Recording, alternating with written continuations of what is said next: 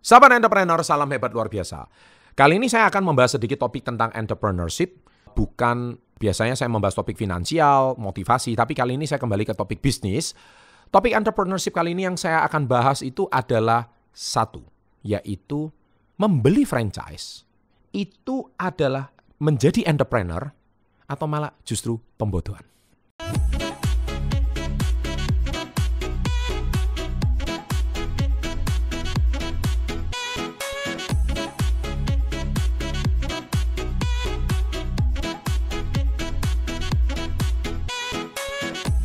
Welcome to Success Before 30 Business and Financial Mentoring.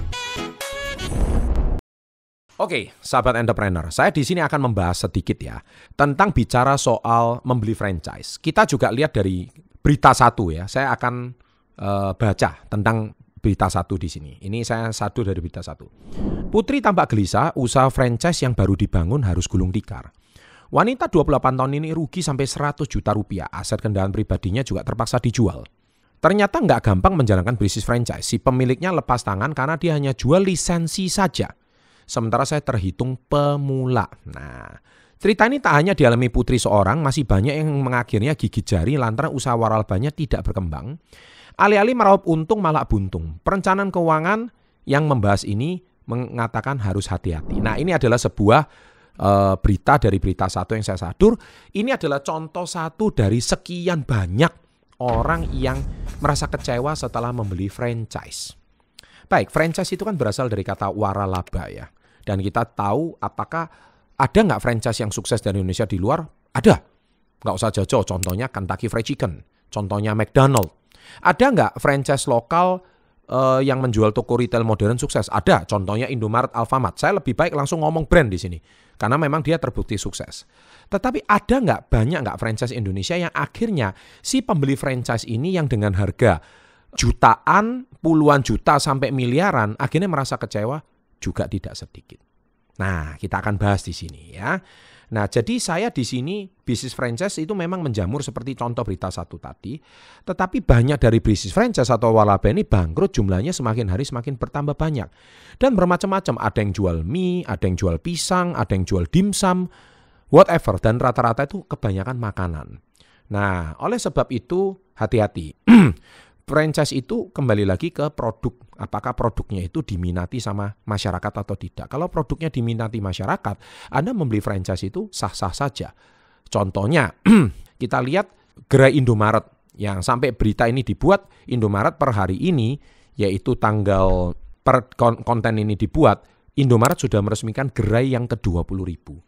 Padahal Indomaret itu dimulai dari tahun 1988. Itu salah satu contoh franchise yang sukses. Apakah dijamin toko Indomaret yang dibuka itu pasti ramai? Ya enggak juga gitu. Tetapi sistem cara kerja dia dari supplier, kemudian dari produsen, kemudian dia bagaimana mensuplai pergantian stafnya, support daripada perusahaannya, support dari manajemennya, training daripada stafnya, SOP-nya, standar operating procedure-nya, itu semuanya sangat rapi. Dan saya rasa dari tahun 88 sampai sekarang udah 34 tahun, wajar kalau Indomaret bisa buka toko 20.000. Pertanyaan saya, ada nggak toko retail itu modern sampai 20.000 cabang? Indonesia ini salah satu yang cukup hebat. Itu Indomaret, salah satu contoh. Nah, konten ini saya buat, tujuannya satu, hati-hati dalam memilih franchise. Saya nggak bilang semua franchise itu buruk, ya. Saya nggak bilang, tapi contoh-contoh franchise tadi itu yang memang sudah terbukti dan teruji. Cuman harus hati-hati ya. Di sini kebangkrutan Anda bisa gagal membeli franchise itu hati-hati. Nomor satu itu adalah modal awal atau royalti franchise yang cukup tinggi. Loh Pak, saya nggak tahu Pak, apakah puluhan juta, ratusan juta itu termasuk tinggi atau tidak? Kita juga tidak tahu. Paling gampang itu gini, Anda bisa aja membuka satu warung, gerai, tapi Anda mungkin nggak ngerti wirausaha. Anda membeli gerai tersebut. Contohnya harganya mungkin dari 50 juta sampai 300 juta. Ketika Anda membeli 300 juta, mungkin yang dijual itu makanan. Nah, pertanyaan saya adalah apakah Anda bisa dalam waktu singkat mengembalikan uang 300 juta itu? Kalau tidak bisa, berarti franchise yang Anda beli ini masalah. Karena kalau mung Anda mau beli franchise Indomaret, nilainya kan miliaran. Belum tentu tempat lagi Anda kontrak dan sebagainya. Mungkin ada orang menawarkan franchise dengan nominal yang lebih rendah dari Indomaret. Contohnya 300 juta. Wah, gue punya franchise loh. Gue punya cabang sekian loh. Tapi harus hati-hati. Jangan sampai franchise tersebut Anda beli, tapi justru Anda malah kejeblos uang Anda ke sana. Karena selain penjualannya tidak mumpuni, omsetnya tidak mengcover, malah salah-salah uang Anda 300 juta nggak balik. Contohnya seperti kayak kisah yang tadi saya di awal. Yang kedua adalah biaya bahan baku yang mahal. Seringkali franchise-franchise yang Anda beli tersebut, bahan bakunya itu kalau Anda jual secara lokal, itu bisa dapat jauh lebih murah.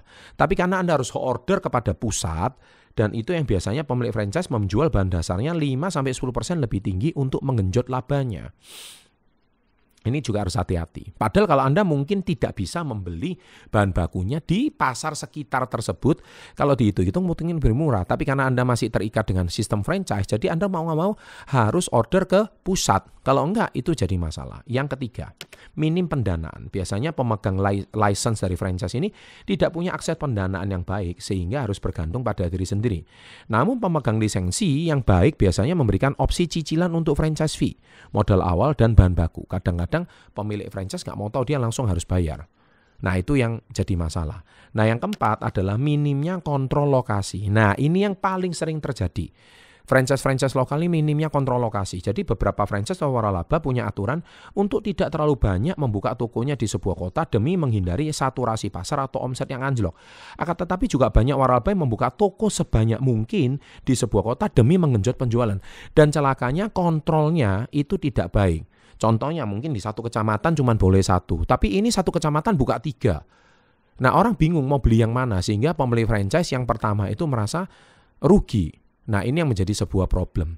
Nah, saya ingin berpesan, hati-hatilah soalnya bicara soal minim kontrol lokasi.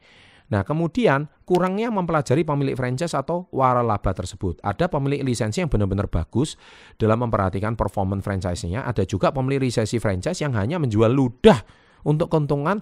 Jadi keuntungan yang didapat adalah si pemilik franchise, dia ngambil franchise fee tapi dia tidak memperhatikan investor daripada fee franchise itu sendiri, sehingga dia nggak peduli investor itu mau sudah keluarkan dana sekian ratus juta nggak akan balik gitu. Itu yang jadi masalah.